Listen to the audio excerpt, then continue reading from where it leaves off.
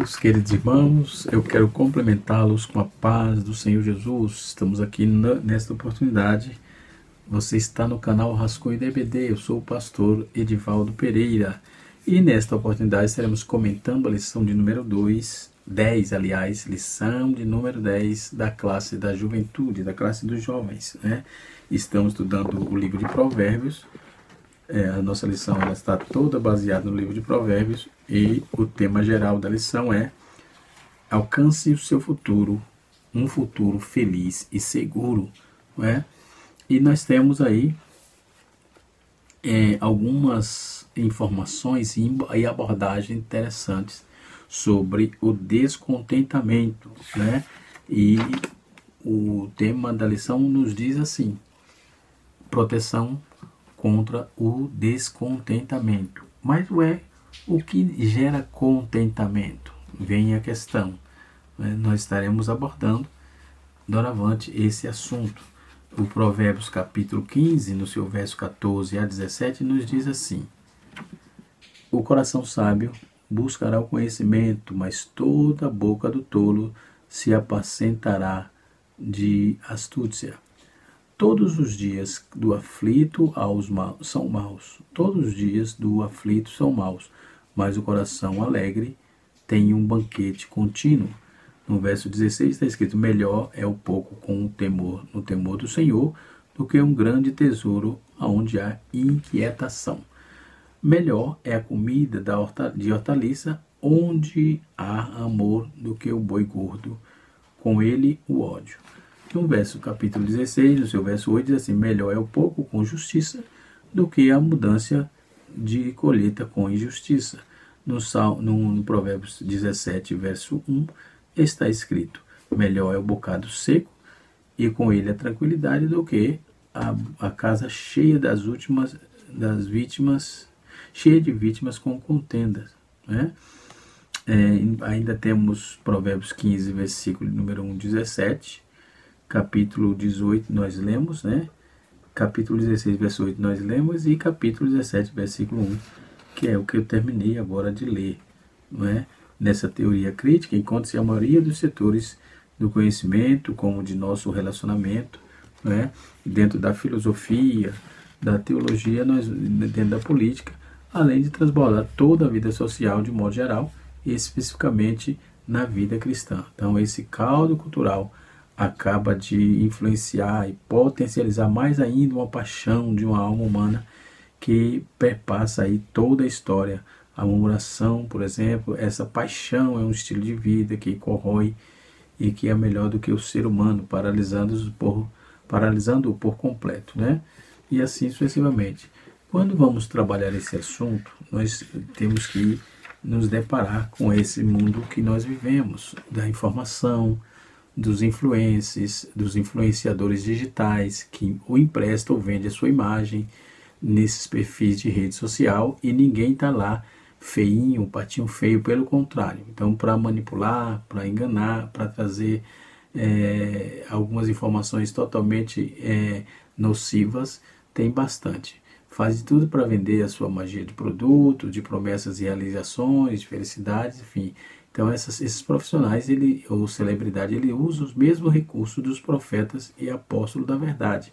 Os da Bíblia, como já vimos, como vamos observar, eles lançam mão do imperativo.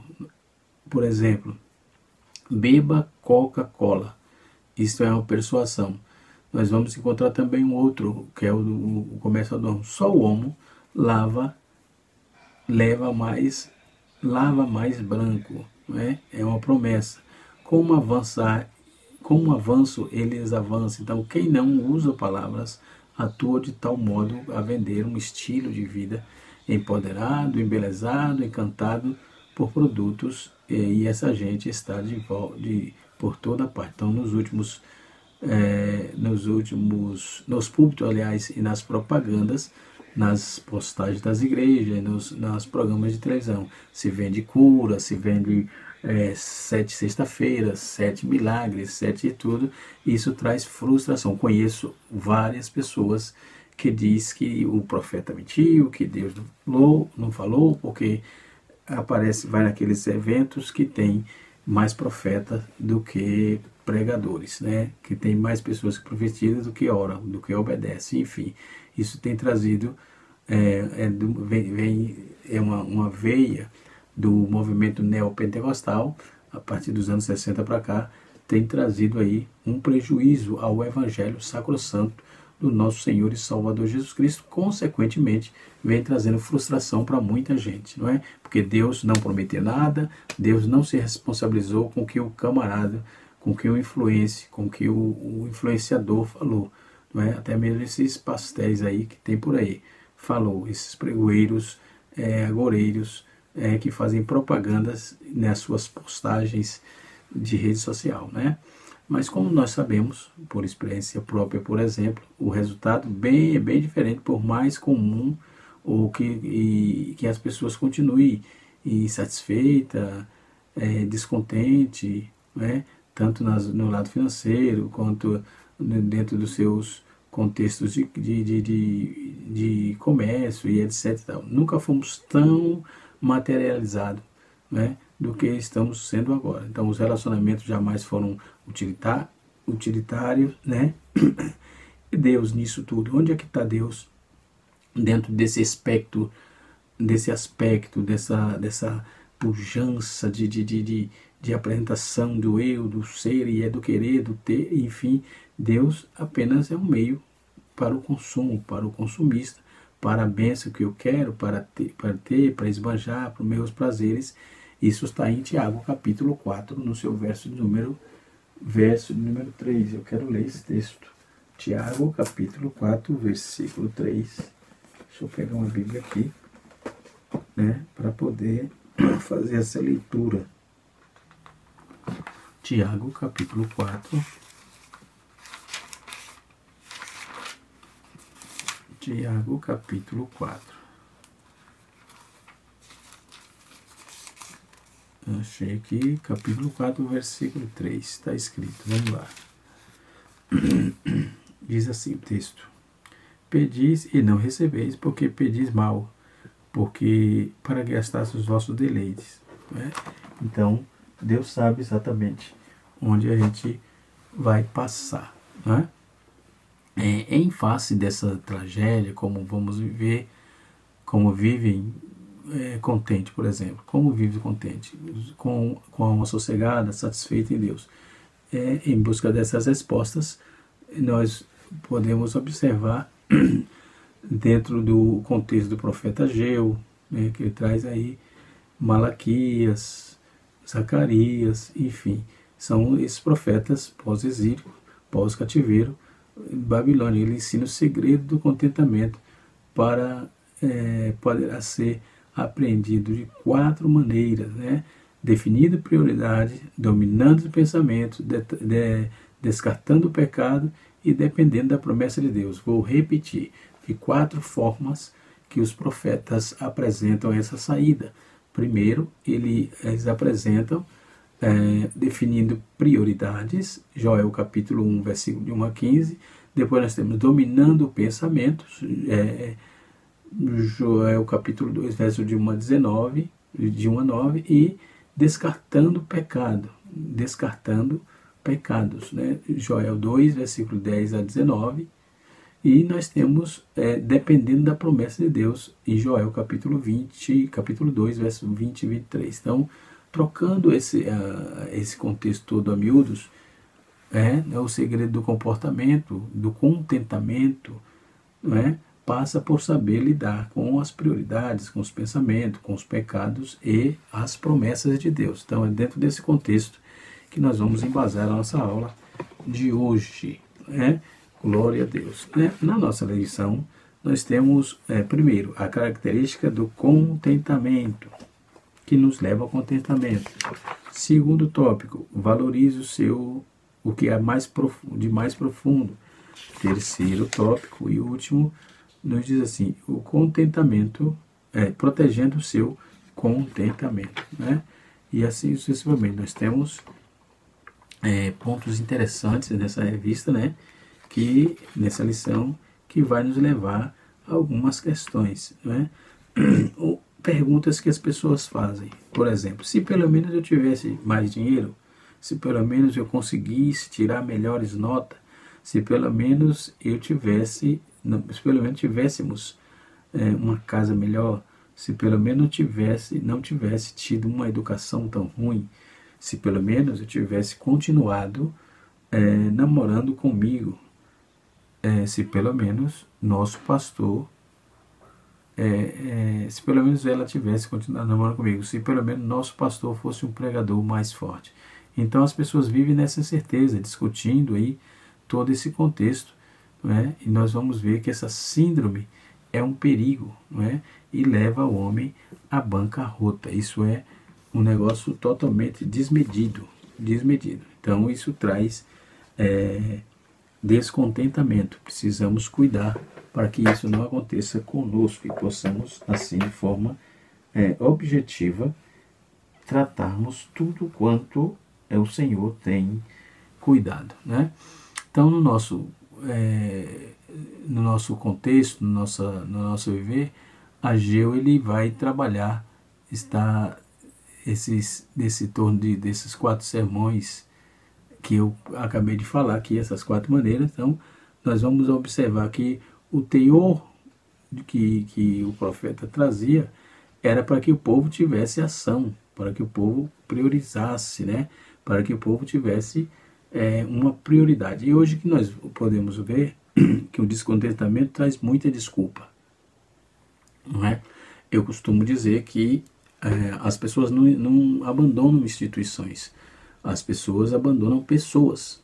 É simples assim, não tem como ser diferente, porque as instituições, as igrejas, os CNPJs, como gostam de dizer, é constituída por gente, não por números, né?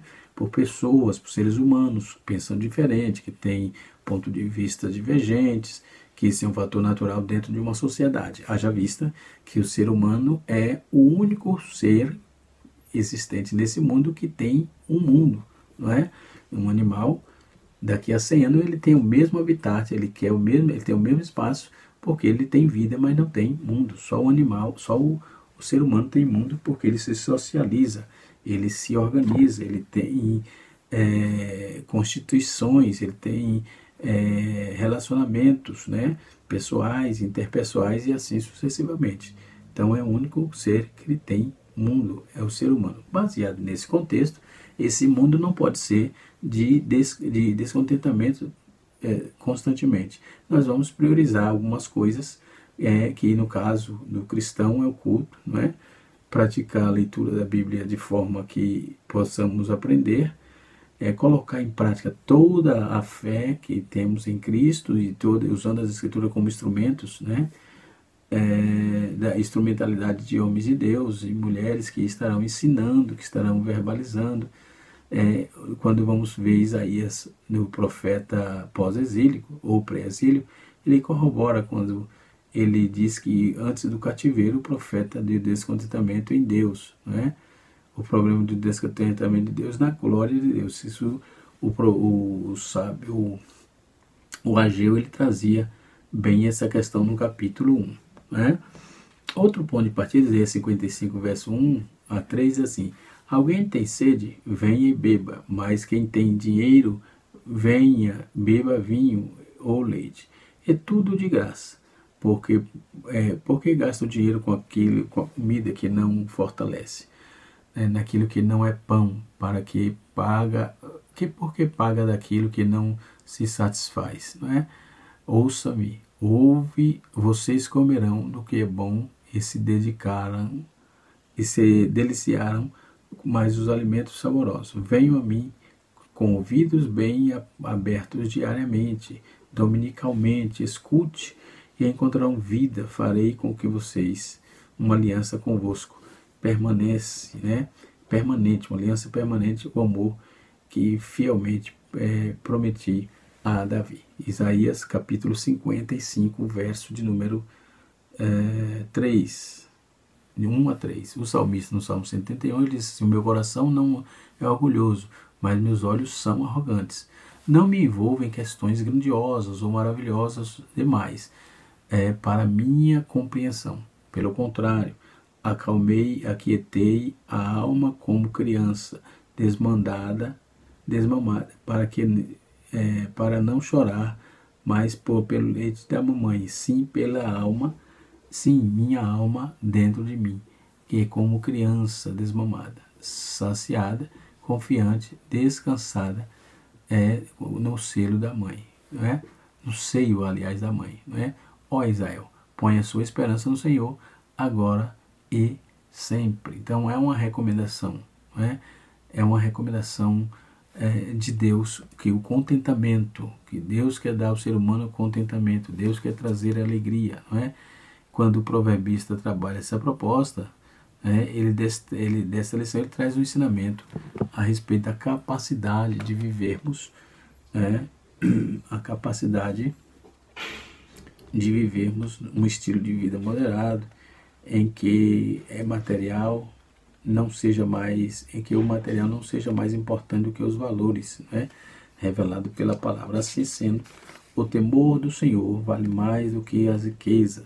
O amor é mais precioso do que um luxuoso banquete, A justiça é mais valiosa do que a riqueza conquistada de maneira injusta, mas uma refeição simples, com tranquilidade e paz, é melhor do que a casa abastada, cheia de contendas e brigas, Então o proverbista ensina a viver de acordo com o que verdadeiramente importa, E assim sucessivamente. Então nós temos informações contundentes com respeito a isso, O temor do Senhor é o amor que vale mais, O temor do Senhor é o amor que vale mais. Então quando retoma a busca de sabedoria de maneira sensata, o sábio é aquele que tem o coração cheio de conhecimento, pois consequentemente seu coração também desfrutará de alegria, E assim uma pessoa que tem coração com conhecimento, alegria na presença de Deus, saberá discernir que a aquisição dos bens materiais nem sempre significa conquistar felicidade, ok? Um pouco com justiça e tranquilidade são melhores, E assim o comentarista ele destaca aqui alguns pontos, que é essa questão, um ponto com justiça, o temor do Senhor e a moderação, E a moderação. Isso são fatores determinantes para que tenhamos uma vida de contentamento. O contentamento é pôr aos olhos o que é eterno. Todos os textos de Provérbios, quantos os nos Novos Testamentos, mostram que nem tudo no âmbito terreno corre de melhor forma, Geralmente não seremos reconhecidos, pelos outros, mas por certo passaremos por injustiça, certamente teremos prejuízos financeiros, desafios a mais, e então, se esperarmos demasiadamente grandes resultados em algo que não controlamos e não temos como controlá-los, certamente nos frustraremos. Por isso, à luz da Bíblia, à luz do exemplo cristão do primeiro século ao longo da vida, temos de aprender e colocar o nosso coração, que é no eterno, no Senhor. E assim nós vamos tocando para frente, O descontentamento é um prejuízo, É um prejuízo que não ajuda ninguém absolutamente, O descontentamento é um prejuízo que não soma, que não aglutina, que não agrega nada absolutamente na nossa vida. Em um mundo pecaminoso, é natural estar descontente com a maneira como as coisas são, Que onde há errado sem querer as coisas sejam melhores que elas fossem como deveria, mas o descontentamento é mais frequente, focado em essas circunstâncias pessoais, no que achamos que merecemos, e as pessoas podem ter uma ideia errada do contentamento, como se fosse um fingimento que as coisas vão como são, Mas isso não é contentamento verdadeiro. Estar espiritualmente contente envolve uma visão completamente do do que é pior, do que há pior em nossa situação, né? Nós vamos ver que o apóstolo Paulo, ele chama contentamento em todos os tipos de circunstâncias de um segredo, né? Dentro desse contexto ele chama de um mistério que não é facilmente alcançado no capítulo 4, verso de número 11 de Filipenses. Anteriormente consideramos aí, você nunca será verdadeiramente contente sem piedade, né? Então precisa abençoar, precisa dar, precisa abrir o coração para que a piedade aconteça, né? Mas o que é contentamento, né? Contentamento em todo o tempo foi e será apenas um único momento de comparação com a eternidade. O que é a nossa vida, né? Nosso, senão uma pequena parte desse momento, porque então alguém se envolveria, deixaria de queixar-se expressivamente a partir de um momento, por exemplo, suportando as coisas mais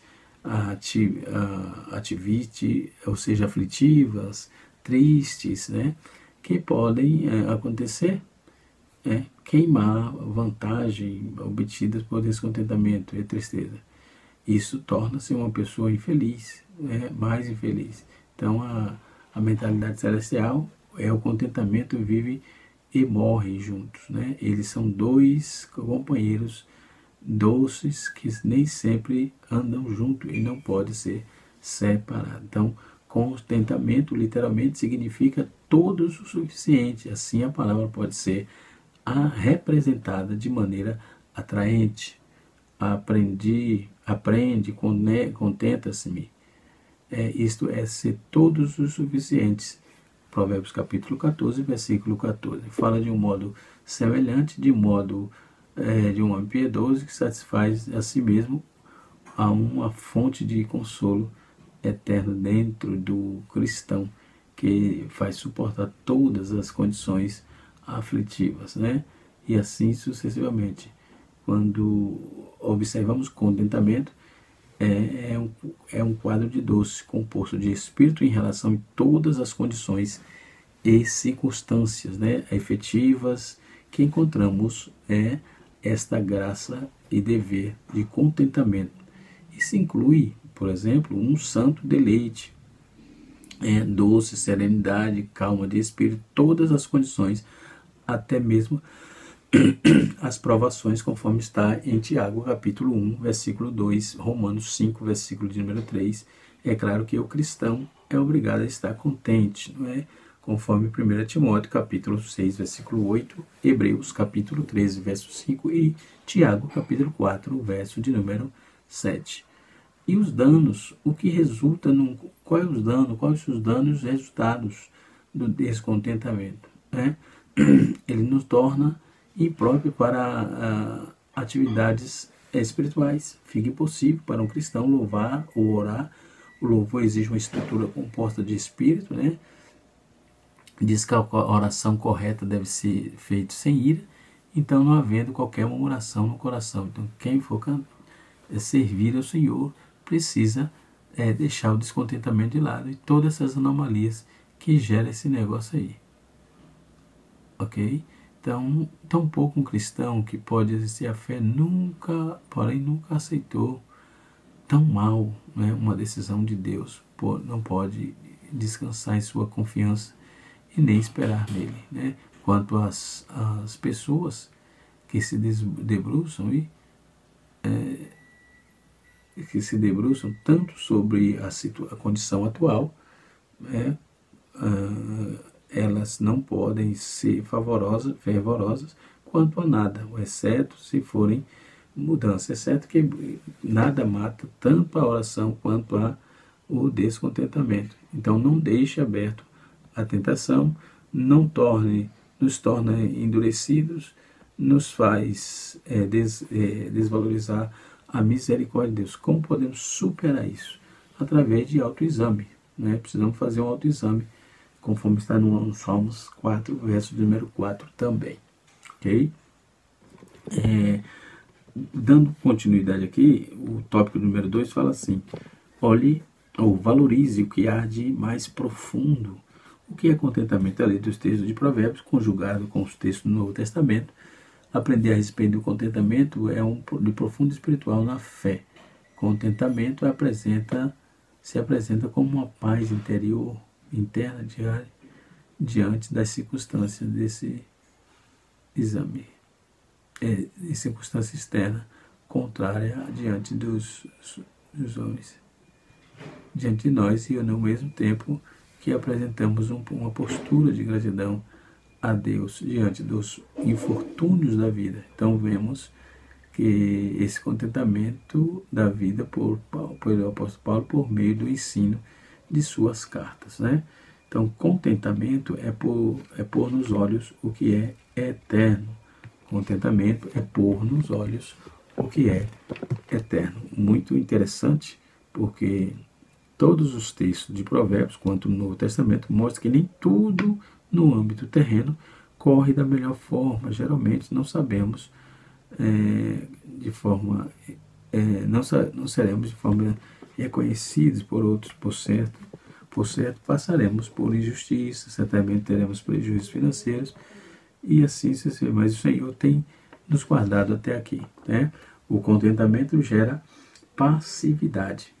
Há quem critique a versão bíblica da contemporânea, porque ela pode gerar positividade em primeiro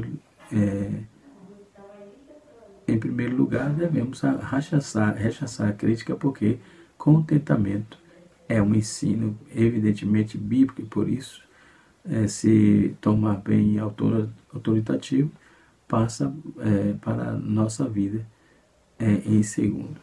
E segundo, contentamento não é uma virtude cristã que gera inatividade, comodismo, não. Pelo contrário, quem pode dar esse comodismo e levar a sério o temor do Senhor é quem pode andar em comodismo, né? Quem pode. Então, nós andamos fazendo essas questões o tempo todo para um aprendizado amplo, né? Dentro dessa questão, protegendo o seu contentamento. Seja grato, valorize o que você tem, né? Reclame o mínimo possível.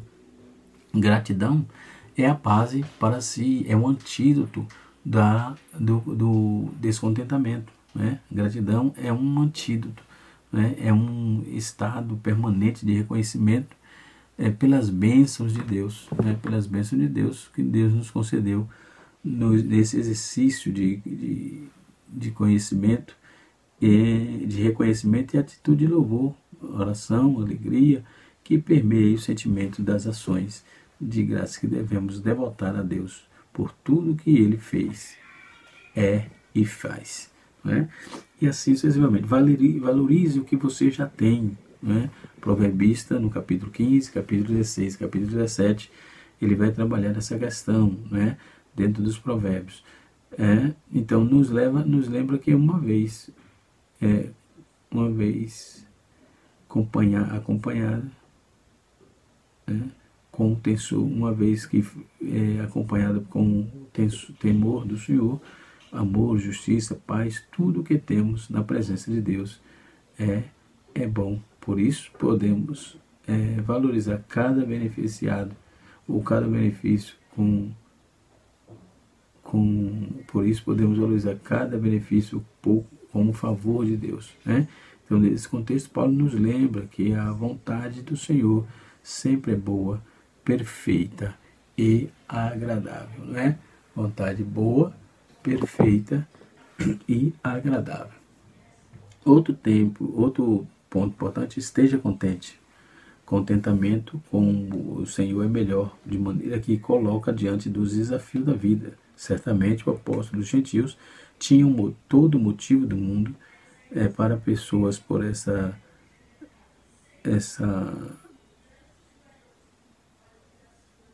motivo de mundo para passar por a vida de maneira frustrada, amargurada, rancorosa. Então, entretanto, ele preferiu de maneira que a presença do Senhor fosse contentamento. O propósito de sua vida não era de natureza terrena, mas espiritual, celestial e eterna. Ele desejava o que era humilde, né? desejável que era humilde, né? Revestido de estranheza, afetos e compaixões, né? Que Deus em Cristo nos ajude, que o Senhor nos abençoe, né? Nesta lição tão importante, onde aprendemos sobre como superar o descontentamento, através do autoexame, através da resolução, através da mentalidade celestial, olhando para Deus, considerando a brevidade do tempo e através da humildade, né? Então são esses os pontos interessantes para que o Senhor continue nos guardando e nos protegendo constantemente. Deus abençoe a todos. Canal Rascunho DVD, ensinando para transformar a vida. Vamos até a próxima aula, se Deus assim nos permitir.